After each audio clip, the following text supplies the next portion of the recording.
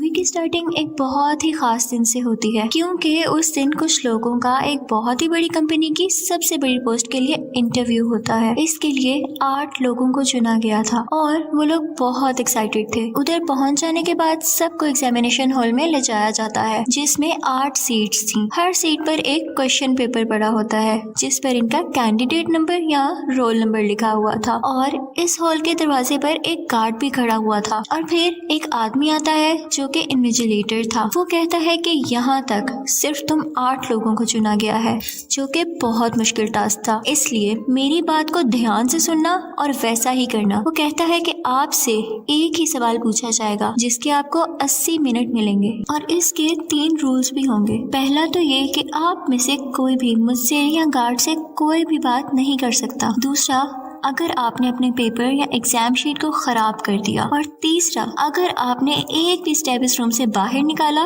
तो आपको सिलेक्ट नहीं किया जाएगा। फिर वो उन सबसे पूछता है, सो एनी क्वेश्चंस? और सब खामोश रहते हैं। ये कहने के बाद वो वहाँ से चला जाता है। जब सबकी नजर अपने अपने क्वेश्चन पेपर पर पड़ती है तो वो तो खाली होता है, उस पर कुछ भी नहीं लिखा होता। अब उनको कुछ समझ नहीं आ रही थी कि इसी दौरान एक लड़की उस पर लिखती है कि मुझे यकीन है कि मैं इस जॉब को डिजर्व करती हूँ। लेकिन गार्ड उसके पास आता है और उसे बाहर निकाल देता है, क्योंकि उसने अपना पेपर खराब जो कर दिया था। वो सब काफी परेशान हो जाते हैं कि तभी उनमें से एक लड़का कहता है कि अगर हम गार्ड या इन्विजिलेटर से बात नहीं कर सकते तो हम एक दूसरे से तो बात कर सकते हैं ना।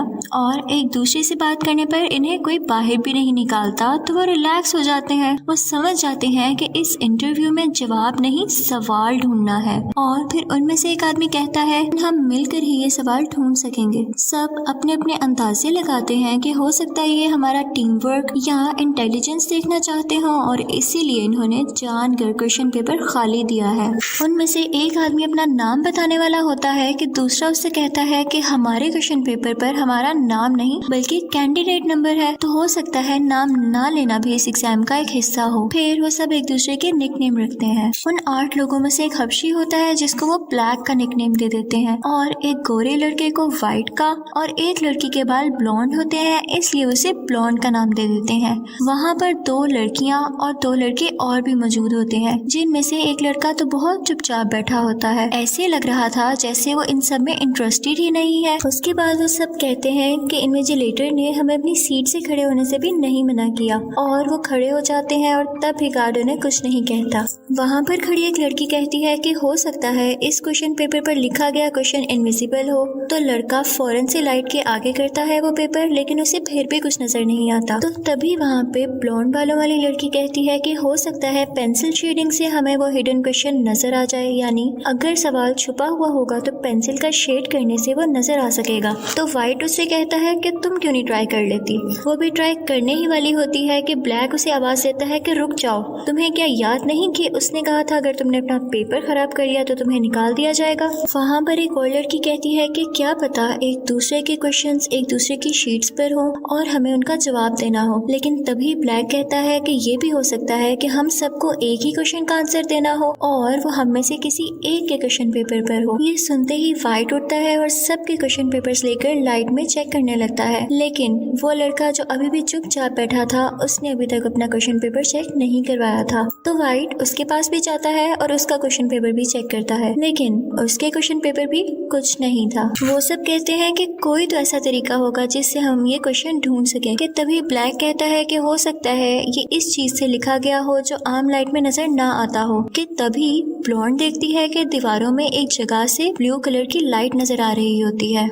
वो ये सोचते हैं कि हम इस लाइट में इस पेपर को रीड करने की कोशिश करेंगे, लेकिन उनको उस लाइट के ऑन करने का और बाकी लाइट्स को ऑफ करने का बटन ही नहीं मिलता।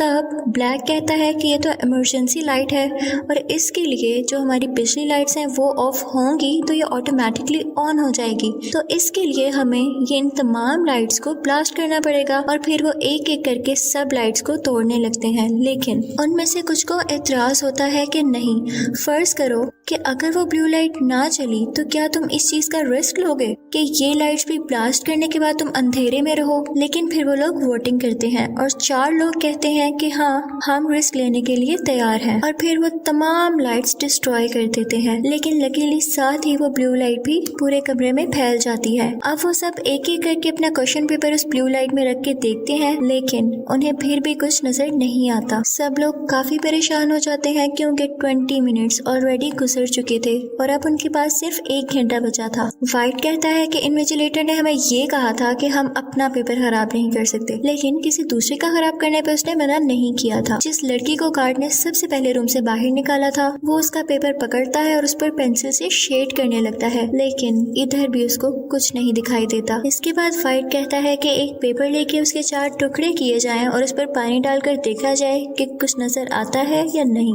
उसके बाद उसे एक कॉर्नर में रखता है और उसके ऊपर टॉयलेट कर देता है। सब उसकी इस हरकत से काफी परेशान होते हैं और उसे बुरा भला कहते हैं, और कोने में बैठा वही आदमी जो अभी तक खामोश था वो रोने लगता है और फ्रेंच में कुछ बोलने लगता है। तो एक लड़की बताती है कि ये कह रहा है इससे तुम्हारी अपनी असलियत जाहिर होती है। उसके बाद उनमें से एक लड़का कहता है कि हो सकता है कि एग्जाम ना हो और कोई गेम हो, और उसे अपने सामने एक बहुत बड़ा ब्लैक ग्लास नजर आता है, यानी काला शीशा। वो कहता है कि हो सकता है इन्विजिलेटर बाकी लोगों के साथ मिलकर हमारा ये तमाशा देखकर हमारा मजाक उड़ा रहा हो। तो उनमें से एक लड़की कहती है कि नहीं, ये कंपनी ऐसी नहीं है, इसका CEO हर चीज पर नजर रखने वाला है, और अगर कोई होगा भी तो वो CEO ही होंगे।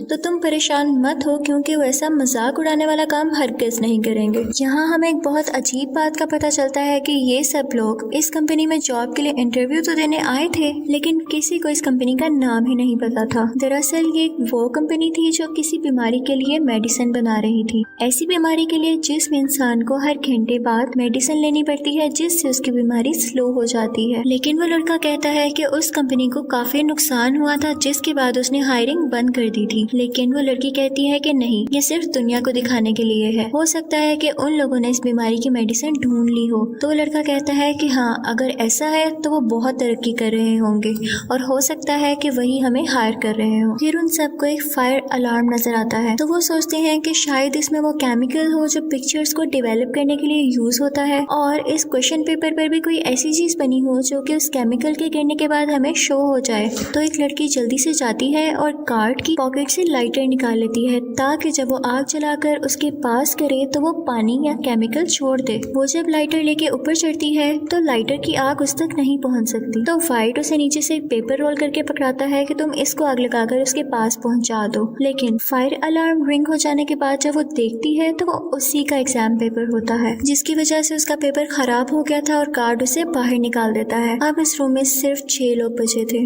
वाइट की गई इस हरकत पर ब्लैक को बहुत गुस्सा आता है और वो उससे कहता है I should punch your lights out, जिसके बोलते ही सारी की सारी लाइट्स ऑफ हो जाती हैं। ब्लॉन्ड उसे गुस्से से बोलती है कि ये तुमने क्या कर डाला। तो पास खड़ा एक लड़का कहता है उसने कहा लाइट्स आउट तो सब लाइट्स ऑफ हो गई, अब मैं कहूंगा लाइट्स अप तो सब लाइट्स ऑन हो जाएंगी, और फौरन से लाइट्स ऑन हो जाती हैं। फिर उनको पता चलता है कि ये सब वॉइस कंट्रोल से चलती थी।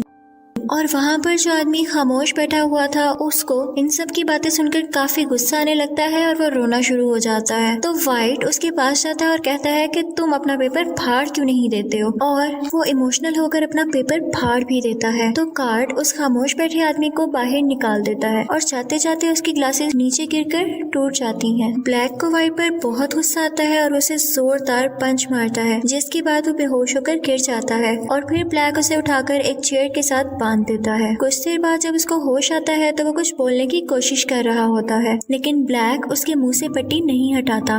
तो इसी दौरान एक लड़की उसके मुंह से पट्टी उतार देती है, तो वो कहता है कि मुझे मेरी मेडिसिन दे दो प्लीज। तब हमें यहाँ पर पता चलता है कि वाइट को भी वही बीमारी थी जिसकी मेडिसिन ये कंपनी बना रही थी और उसे हर घंटे बाद ये मेडिसिन लेनी पड़ती थी। वो कहता है कि मुझे उस क्वेश्चन का पता चल चुका है, मुझे मेडिसिन खिला दो तो मैं तुम लोगों को भी बता दूंगा। लेकिन जब उसकी पॉकेट्स चेक की जाती हैं तो कुछ भी नहीं नहीं मिलता और इसी दौरान वो दोबारा से बेहोश हो जाता है। उसी वक्त वहाँ पर एक लड़के को उस लड़की पर शक होने लगता है जिसने वाइट की पट्टी खोली थी कि ये इसी कंपनी में काम करती है। वो उससे कहता है कि मैं जान चुका हूँ, तुम हम पर नजर रखने के लिए यहाँ पर हो और हमारी अटेंशन डाइवर्ट करने के लिए, ताकि हमारा ध्यान कहीं और लगा सको। मुझे बताओ कि क्वेश्चन क्या है। वो कहती है कि नहीं, मैं यहाँ सिर्फ HR हूँ और मैंने आज तक इस कंपनी के CEO को नहीं देखा और यकीन करो मैं ये भी नहीं जानती कि क्वेश्चन क्या है। इसी के साथ हम देखते हैं कि वाइट की बॉडी कांपने लगती है। तो ब्लॉन्ड सबसे कहती है कि ये एक्टिंग कर रहा है। तो ब्लैक उससे कहता है कि नहीं, ये एक्टिंग नहीं कर रहा, इसको वही बीमारी है जो कि मेरी बीवी को भी थी। तो ब्लॉन्ड कहती है इसका मतलब वाकई इसके पास वो मेडिसिन थी और अब इसके पास नहीं है, तो इसका यही मतलब हो सकता है कि वो हम में से किसी के पास है और हमें एक दूसरे को चेक करना चाहिए। यहाँ पर इन लोगों के पास सिर्फ 15 मिनट रह गए थे। एक दूसरे की तलाशी लेना शुरू करते हैं लेकिन किसी को भी वो मेडिसिन नहीं मिलती। तो एक लड़की उस लड़के के पास जाती है जिसने उसे कहा था कि मुझे तुम पर शक है। वो उससे पूछती है कि तुमने अपनी बबल खाकर कहाँ रखी, और फिर जब वो देखती है तो उसकी बबल में वही पिल होती है। वो जाकर वाइट को खिला देती है, लेकिन वो लड़का जिसकी बबल गम से पिल निकली थी उसके हाथ पर जोर से मारता है, जिसकी वजह से वो पिल वापस से ड्रेनेज में गिर जाती है। वहाँ पर किसी का हाथ नहीं जा रहा था। तो वो लड़की कैमरा में जाकर कहती है कि इन्विजिलेटर तुम्हें दिख नहीं रहा कि ये मर रहा है। तो गार्ड आता है और उसे उठाकर वहाँ से बाहर निकाल देता है क्योंकि उसने रूल तोड़ा था। उसके बाद ब्लॉन्ड अपनी पेन से वो पिल बाहर निकालती है और वाइट को खिला देती है। अब यहाँ पर सिर्फ यही 4 लोग बचे थे। तो सब वाइट से पूछते हैं कि अब हमने तुम्हें तुम्हारी पिल खिला दी तो तुम भी हमें हमारा क्वेश्चन बता दो। तो वो कहता है कि इस क्वेश्चन में ही इसका आंसर छुपा है और जो यहाँ पर सबसे आखिर में बचेगा वही इस क्वेश्चन का आंसर है। ये कहते ही वो गार्ड के पास भागता है क्योंकि उसके पास गन थी, लेकिन उससे पहले ब्लैक जाकर फौरन से वो गन ले लेता है और वाइट पर गन पॉइंट कर देता है। वाइट उससे कहता है कि अच्छा तुम मुझ पे गन चलाना चाहते हो तो चलो चलाओ। ब्लैक जैसे ही उस पर शूट करता है तो गन नहीं चलती।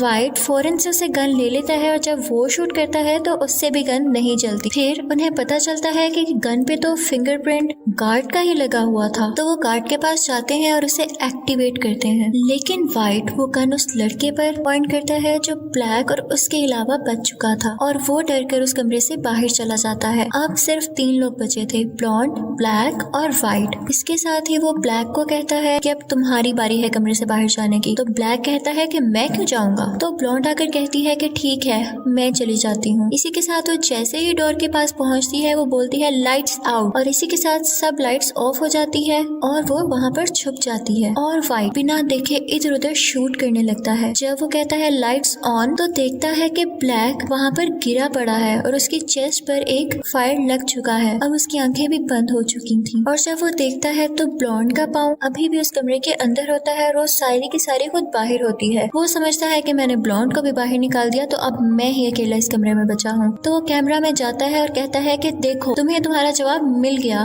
मैं इस कमरे में अब बचा हूँ और मैं ये जॉब जीत गया। तभी गार्ड उसके पास आता है और अपनी घड़ी में अपना टाइम दिखाता है। वो कहता है कि देखो अभी भी कुछ सेकंड्स बचे हुए हैं। वो इसलिए क्योंकि उस कमरे में यानी उस एग्जामिनेशन हॉल में वो खामोश आदमी जब बैठा हुआ था तो उस दौरान उसने घड़ी का टाइम जाकर कुछ सेकंड्स आगे कर दिया था और वाइट को लगा कि शायद टाइम खत्म हो चुका है और उसने गार्ड से बात कर ली, जिसके बाद गार्ड उसे निकाल देता है और वहाँ पर सिर्फ ब्लॉन्ड बचती है। उस चुपचाप बैठे हुए आदमी को जब बाहर निकाला गया था तो जो ग्लासेस उसके नीचे गिर गए थे, ब्लॉन्ड जाती है और उन ग्लासेस को उठाकर अपना क्वेश्चन पेपर देखने लगती है। तो उसे क्वेश्चन नंबर 1 लिखा हुआ नजर आता है लेकिन उसके साथ और कुछ नहीं लिखा होता। इसी के साथ जब एग्जैक्ट टाइम पूरा हो जाता है तो इन्विजिलेटर और वो आदमी वहाँ पर आते हैं जो खामोश बैठा हुआ था। ब्लॉन्ड को समझ आ जाता है कि यही इस कंपनी का CEO था और हमारे साथ यहाँ बैठकर हमें चेक कर रहा था। ब्लॉन्ड उनके पास जाती है और उनसे कहती है कि नो। तो सब बहुत खुश होते हैं कि इसने ठीक जवाब दिया। असल में क्वेश्चन वो था जब स्टार्टिंग में इन्विजिलेटर ने इनसे पूछा था कि do you have any questions, तो इस पर ब्लॉन्ड ने नो कहा था, लेकिन उसके बाद वो उनसे कहती है कि सॉरी मैं आपके इस जॉब को एक्सेप्ट नहीं कर सकती। रीजन पूछने पर वो बताती है कि मैं ऐसी कंपनी में काम नहीं करना चाहती आती जो दूसरों की जान लेती है। तो इन्विजिलेटर ब्लैक के पास आता है और ब्लॉन्ड से कहता है कि देखो ये अभी तक जिंदा है। दरअसल ये गोली